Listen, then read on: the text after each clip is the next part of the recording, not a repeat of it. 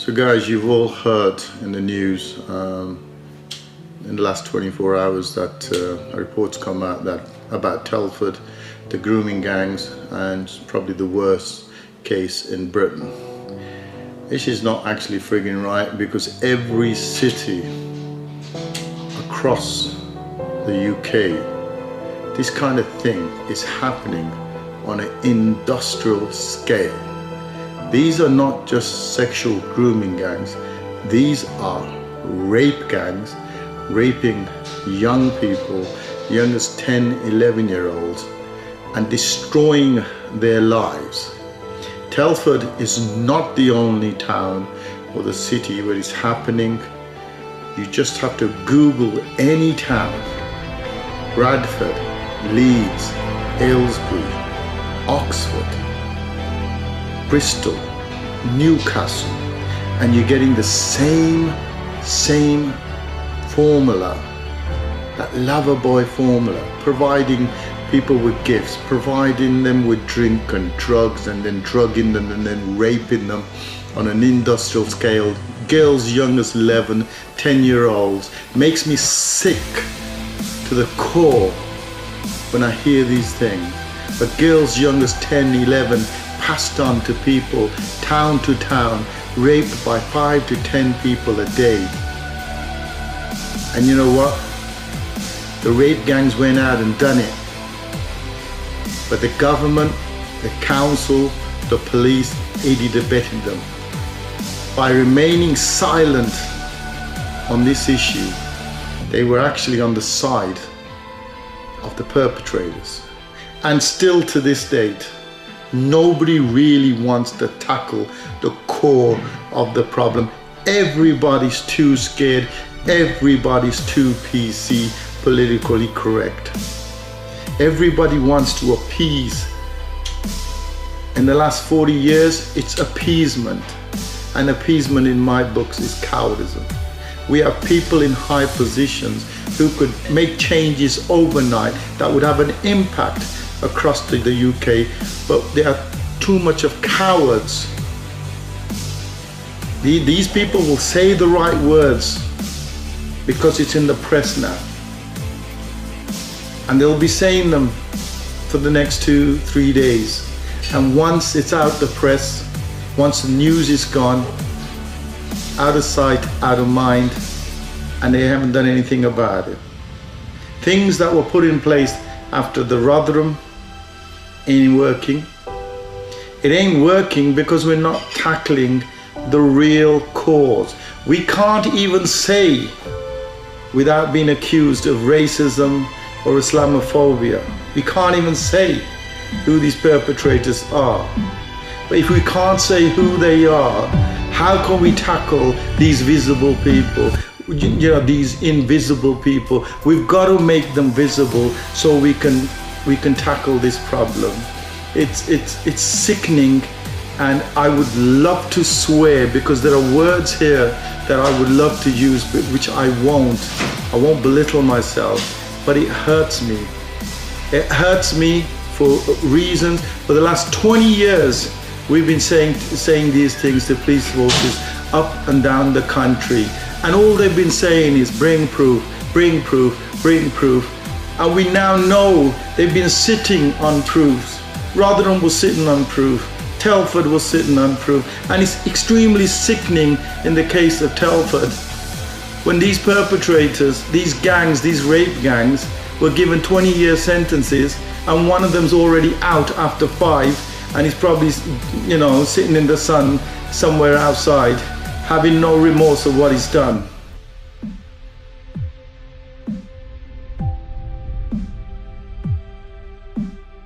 An investigation into one of the worst cases of child sex abuse in the UK is stalling due to a lack of qualified personnel.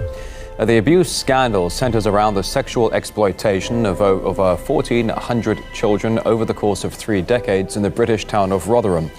It was revealed that 80% of the suspected perpetrators were of Pakistani origin. RT's Polly Boyko now looking at why the investigation, launched 3 years ago, is failing to make progress. According to the senior officer investigating the scandal, 100 more police officers are needed to uncover the truth. So far, police have managed to interview 17% of a possible 1,500 victims due to a shortage in specially trained detectives. It's a really specialist area, engaging and interviewing vulnerable victims.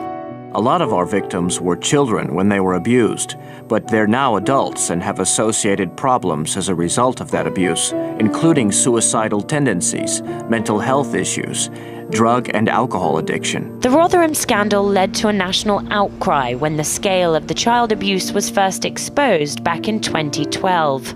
2 years later, an independent inquiry found that for decades, through systemic failures in policing and social services, the sexual abuse of children went on right under the noses of the authorities. Gangs of men, the majority of whom were of Pakistani origin, preyed on mostly white girls aged from 11 to 15. Many of the victims thought they were in relationships with their abusers. When the crimes were uncovered, local authorities in Yorkshire were accused of failing to tackle the problem, partly through fear of being branded racist. On the part of the authorities, in their cases, they were actually saying that these girls made a lifestyle choice. It's about the fact that the authorities didn't want to be branded racist. The ringleaders of the Rotherham grooming gang last year, I think, they're distant relatives of mine. But you know what? It doesn't change the responsibility that people like me have on tackling this particular issue. So I've been campaigning against child sexual exploitation and on-street gang grooming gangs who are predominantly of a Pakistani origin for over 10 years. The investigation into Rotherham abuse has cost £10 million so far. 4 individuals have been convicted, 18 have been charged, and 38 have been arrested. No one senior has been held to account. And with just 17% of the victims interviewed so far, all this may just be the tip of the iceberg. Coming up, an explosive report you just have to see to believe. Muslims rape gangs targeting girls by the thousands, but the truth is being silenced by political correctness. It's a huge scandal in Britain. Muslim rape gangs. You may not have heard much about it. It's been covered up by the media and the government. But now we're about to show you the entire story, and it is shocking. Dale Hurd brings us this incredible story from London. Some scandals are so massive that they're simply hard to believe. But this one is true. As many as 1 million white English children may have been the victims of Muslim rape gangs, better known as grooming gangs, in towns up and down Great Britain. Policy analyst George Igler. I mean, when you counter an issue that is just so unbelievable, just so outside your frame of reference and understanding, the immediate human reaction is just not want to believe it at all. Perhaps even harder to believe is that while there have been prosecutions, British authorities have still not stopped this criminal activity. There's a particular problem involving Pakistani heritage men who target young, vulnerable white English girls. Not my words, but a member of Parliament, Jack Straw, who also said these Pakistani heritage men view white English girls as, quote, easy meat. This is when some shout racism, but here are the facts. Calculations based on convictions show that a British Muslim male is 170 times more likely to be part of a sex grooming gang than a non-Muslim. And there are no recorded instances of non-Muslims doing this to Muslim girls as part of a criminal enterprise. In one local jurisdiction, it was estimated that 6 out of 7 Muslim males either knew about or were part of a grooming gang. What you do not have is any example of non-Muslim men targeting Muslim girls for this organized form of abuse. So the argument that this crime exists everywhere is not only false, but is being deliberately cultivated by the media and by the government inquiry that is kicking the can down the road. The grooming gangs have been traced back as far as the late 1980s.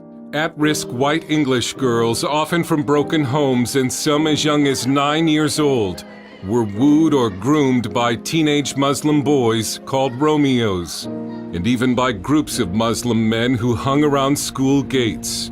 The plan was to make the girl feel important. She was given gifts and drugs, but she was being groomed to be a drug-addicted prostitute. Then came the gang rapes. The girls were threatened with death if they tried to flee. It's not just sexual abuse. It is unspeakable levels of violence. Victims being raped with knives, victims being raped with bottles, victims having their tongue nailed to tables. These are sometimes girls who are being picked up from children's homes on a Friday, are being raped during the course of the weekend by hundreds of men, and then returned with bleeding groins back to the children's homes on a Monday morning, and they don't do anything about it at all. Christine's goddaughter was preyed on by the grooming gangs and is helping girls through the group Women Against Grooming. They pulled up by the side of her in cars. They tried to get her in the car. They were talking to her. Come on, come with us. We'll take you here. We'll take you there. Were you saying that the authorities make it sound like it's the English girl's fault? Yeah, or the parents' fault. It's your fault because you haven't got control of your child. If you are a young English girl, particularly between the ages of 9 and 14, and you find yourself subject to the perversions of Muslim men, you effectively exist in a country where the forces of law and order don't exist at all. Stephen Lennon, also known as Tommy Robinson, former leader of the English Defence League, was just a young boy in the town of Luton when he learned a family member had been victimized by a grooming gang. My cousin was raped and she was found naked running from the Muslim community, aged 13. The police wouldn't help. All the police would say is she's a drug addict. She was a drug addict because they got her hooked on drugs after grooming and raping her. Some say grooming gangs originate from a particular region of Pakistan, but others point out that the Quran encourages Muslims to take enemy women as sex slaves, and that Muhammad had sex with a 9-year-old wife. ISIS defends sexual slavery as Islamic, saying enslaving the families of the infidels and taking their women as concubines is a firmly established aspect of the Sharia, or Islamic law. The reason these crimes were covered up and continue to this day is political correctness. No one wanted to be called a racist. The definitive book on this scandal is Easy Meat by Peter McLaughlin, who declined an on-camera interview for safety reasons. He told us journalists would not speak about it because the perpetrators were mostly dark-skinned and Muslim. Childcare professionals used political correctness as an omerta, a code of silence concerning what the public was allowed to know. These girls are the victims of a multicultural revolution, and it's certainly an indication of the fact that this accusation of racism is potentially the most powerful political weapon known to man. This is also an example of what can happen in a country of 60 million where the press just refuse to report, where the cries of all these agencies fail to merely discuss what's going on, and it's only going to get worse for this reason. The cover-up was eventually exposed, yet the grooming gangs continue to operate. One victim told a British newspaper, "Nothing has changed, not in the slightest. It's still the same scale as before." They get sexual kicks out of ruining the most precious possession that those people have, their daughters. Stephen Lennon warned that there will be repercussions. But there will be a lot of blood spilled in this country, and it'll be on the hands of our leaders. And there'll come a time when they'll realise what they've done, and the country's people will realise what they've done as well. They've sold us out, they've destroyed our nation, they've destroyed our culture. All right, Paula, so let's just take another comment from the man in the middle here. Going back to your integration policy, where I think you've mentioned that where the perpetrators of sex grooming gangs are continually targeting girls from outside their community, why do you think the UK political parties are so shy of noticing this pattern where the victims are almost always white girls, Sikh girls and Hindu girls, and the grooming gangs are almost always from a particular section of the community, i.e. Pakistani Muslims? Yeah, you're absolutely right, and it's because of political correctness. Other political parties other political parties and local authorities have turned a blind eye for this for far too long. And we end up in a situation like Rotherham, where we've had 1,400 girls who've been either groomed or raped or gone through terrible, terrible things. The fact is, because of political correctness, we've said nothing and we've turned a blind eye. The point is, I would argue that religion and race in these circumstances should be an aggravating factor when these cases go to court. Right. So you actually want, because these people have been through the criminal justice system and they were convicted in the cases that you've said. What do you want to do further? You want to make their religion? Well, in future, well, actually, religion and race in other cases are an aggravating factor, but again, when it comes to these grooming gangs, it hasn't been, and it is wrong. These girls are being picked generally because they're Hindu, they're Sikh, but predominantly they're white and they're Christian. These girls aren't being groomed from within the Muslim community. My Lords, I fear that reply is shamefully inadequate, because these girls are usually raped several times a day. And so if we accept the views of our lead police officer for child protection, of Rotherham's MP, and of the recent Jay and Quilliam reports, we seem to be looking at millions of rapes of white and Sikh girls by Muslim men, only 222 of whom have been convicted since 2005.